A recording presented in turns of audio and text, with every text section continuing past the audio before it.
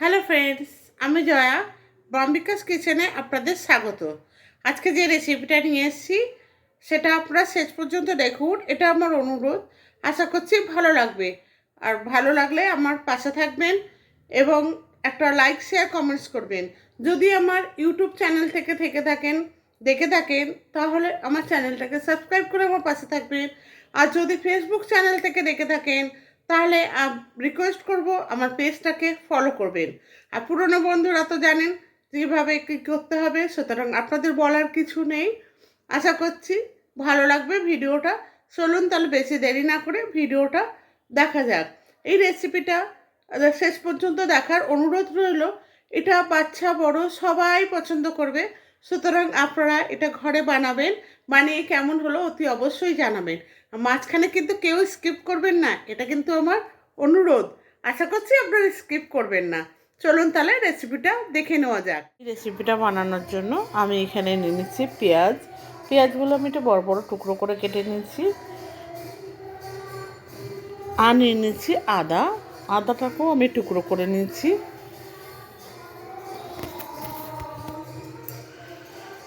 আর নিয়ে নিচ্ছি কাঁচা লঙ্কা, এখানে 5-6টা কাঁচা লঙ্কা নিচ্ছি। ঝালটা আপনারা আপনাদের মতো করে নেবেন, আমি এখানে আমার মতো করে নিয়ে নিয়েছি।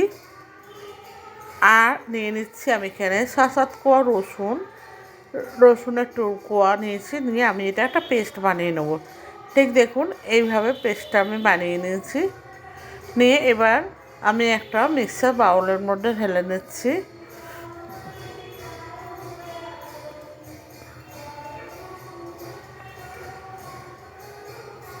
দিয়ে এবার আমি ওভেনে একটা কড়াই বসিয়ে দিয়েছি। কড়াইতে আমি পরিমাণ মতো তেল দিয়ে নিয়েছি। এখানে তেলটা একটু বেশি লাগবে। এবার আমি এখানে ছ পিসের মতো বোয়াল মাছ নিয়েছি। বোয়াল মাছের একটু পিসগুলো একটু বড় বড় করেই কেটে নিয়েছি। দেখুন বন্ধুরা, আপনারা আপনাদের মতো করে কেটে নেবেন। আমি এখানে আমার মতো করে মানে কেটে নিয়েছি। দিয়ে নুন আর হলুদ মাখিয়ে একটু তেল দিয়ে আমি এটাকে মাখিয়ে রাখছি। বন্ধুরা, আপনারা কেউ প্লিজ স্কিপ করে দেখবেন না, ভিডিওটা পুরোটা দেখুন। পুরোটা না দেখলেও অ্যাটলিস্ট 4 থেকে 5 মিনিট দেখুন, আপনাদের ভালো লাগবে। এবার কড়াইয়ের তেলটা গরম হয়ে গেছে, আমি এখানে এবার মাছগুলো দিয়ে ভেজে নেব। আপনারা কিন্তু খুব সাবধানে মাছগুলো ভাজবেন, কারণ এখানে বোয়াল মাছ ভাজতে গেলে অনেক সময় ফাটে, তাই জন্য একটু তেল দিয়ে নেওয়া। কিন্তু তেল দেওয়ার পরেও ফাটে, তা বলে দিচ্ছি, সেই জন্য ঢাকনা দিয়ে ঢেকে ঢেকে বোয়াল মাছগুলো ভাজবেন। দেখুন এক পিঠ ভাজা হয়ে গেছে, আমি আর এক পিঠ ভেজে উল্টে দিচ্ছি ভাজার জন্য। আমি ঢাকনা দিয়ে ভাজছি। মাছটা ভাজা হয়ে গেছে, আমি এবার তুলে নেব।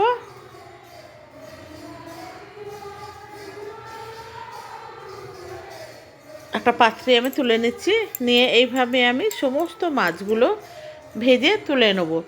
নতুন বন্ধু যদি কেউ থেকে থাকেন তাহলে তাদেরকে অনুরোধ করছি আমার চ্যানেলটা সাবস্ক্রাইব করে আমার পাশে থাকবেন। আর ভিডিওটি শেষ পর্যন্ত দেখার অনুরোধ করছি। প্লিজ কেউ স্কিপ করে দেখবেন না, এটা আমার অনুরোধ। কারণ আপনাদের ছাড়া কিন্তু আমার এই রাস্তা বা এই পথ চলা অসম্ভব। সুতরাং প্লিজ ধৈর্য ধরে একটু দেখুন, আশা করছি ভালো লাগবে। আর ভালো লাগলে লাইক শেয়ার কমেন্টস করতে ভুলবেন না। মাছগুলো সব ভাজা হয়ে গেছে, আমি তুলে নিলাম। কথা বলতে বলতে দেখুন ভাজা হয়ে গেছে। এবার যে তেলটা রয়েছে সেই তেলটার মধ্যে আমি দিয়ে দিচ্ছি একটুখানি গোটা জিরে ফোড়ন হিসাবে দেবো। আপনারা এখানে গরম মশলা, গোটা গরম মশলা, তেজপাতা সব ইউজ করতে পারেন। আমি এখানে খালি গোটা জিরে ইউজ করেছি। হাফ চামচের মতো আমি গোটা জিরে দিয়েছি, হাফ চামচের থেকে একটু কম। এবার আমি এখানে দেখুন একটা আলু নিয়েছি, দিয়ে আলুটা বেশ একটু বড়ো দেখেই নিয়েছিলাম। নিয়ে এবার এটা 4 টুকরো করে কেটে নিয়েছি। নিয়ে আলুটাকে আমি একটু লাল করে ভেজে নেব।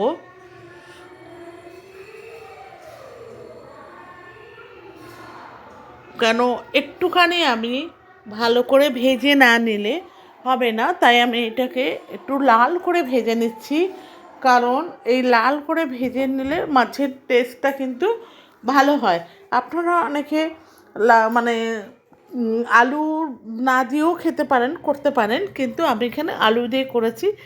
যেহেতু বোয়াল মাছের রসা বানাচ্ছি তাই জন্য এটা আলু দিয়ে বানাচ্ছি। আলুটাকে আমি ভালো করে ভেজে নিলাম।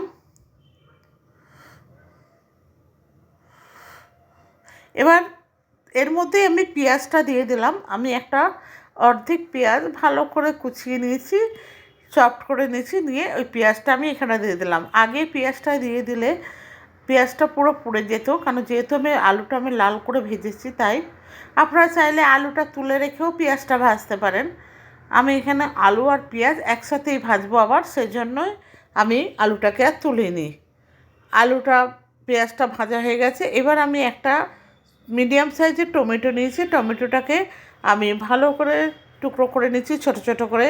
আপনারা চাইলে টমেটো পিউরি ইউজ করতে পারেন।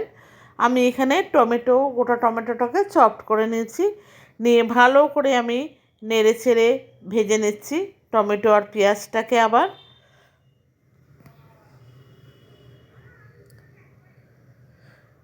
এবার আমি এখানে দিয়ে দিচ্ছি, দেখুন, জিরে নিয়েছি 1 চামচ, ধনে নিয়েছি, আর লাল লঙ্কার গুঁড়ো, যেটা আমি জল দিয়ে একটা পেস্ট বানিয়ে নিয়েছি।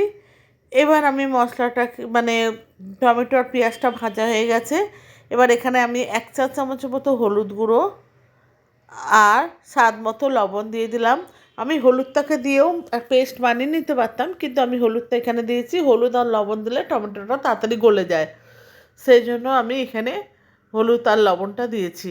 দিয়ে ভালো করে আমি নেড়ে ছেড়ে কষিয়ে নিচ্ছি। এইবার আমি রসুন, আদা, তারপরে হচ্ছে কাঁচা লঙ্কার যে পেস্টটা বানিয়েছিলাম, পেঁয়াজ, সেই পেস্টটা এখানে দিয়ে দিলাম।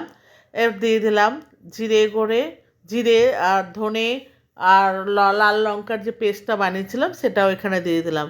1 চামচের মতো দই নিয়েছি, সেই দইটা ফেটিয়েও আমি এখানে দিয়ে দিচ্ছি। দিয়ে এবার সমস্ত উপকরণগুলো ভালো করে মিশিয়ে এটাকে ভালো করে আমি কষিয়ে নেব, যাতে সমস্ত মশলার কাঁচা গন্ধটা বেরিয়ে যায়।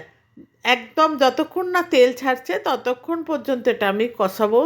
দেখুন বন্ধুরা, কত সুন্দর কালার এসছে এবং কত সুন্দর দেখতে লাগছে। দেখুন পুরো ড্রাই করে নিয়েছি, তেলও ছেড়ে দিয়েছে, আলুটাও মোটামুটি সেদ্ধ হয়ে গেছে। ভালো করে কষিয়ে নিয়েছি, নিয়ে এইবার আমি এখানে দিয়ে দেবো পরিমাণ মতো জল। জলটা এমনভাবে দেবো যাতে মাছগুলো সেদ্ধ হয়, সেইরকমভাবে।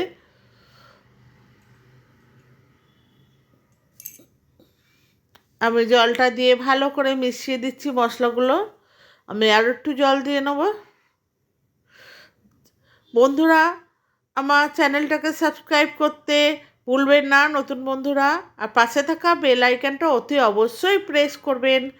আমার চ্যানেলটা উপরে দেওয়া আছে নাম, দেখুন।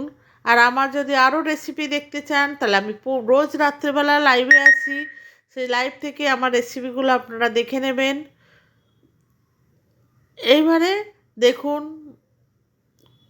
পুরো ঝোলটা ফুটে উঠেছে। আমি এবার এখানে দেখুন ছুরি দিয়ে রেখে দিচ্ছি, আলুগুলো পুরো সেদ্ধও হয়ে গেছে। এবার আমি এখানে মাছগুলোকে অ্যাড করে দেবো। ঝোলের মধ্যে মাছগুলো দিয়ে দিচ্ছি একটা একটা করে।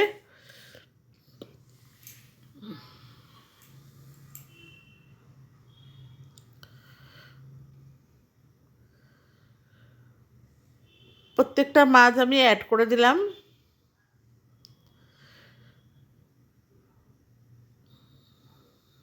আমি কিন্তু আঁচটা ধিমি করে দিয়েছি, কারণ আমার আলুটা সিদ্ধও হয়ে গেছে, যাতে মাছটা একটু সিদ্ধ হয়ে যায় সেই হিসাবে আমি আঁচটা ধিমি আছে করে দিচ্ছি।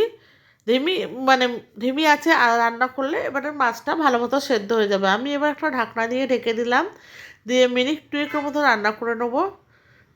আঁচটা একটু বাড়িয়ে দিয়েছি, দিয়ে এবার একটু গরম মশলা দিয়ে দিচ্ছি, কেন এই মাছে একটু গরম মশলা দিলে খেতে ভালো হয়।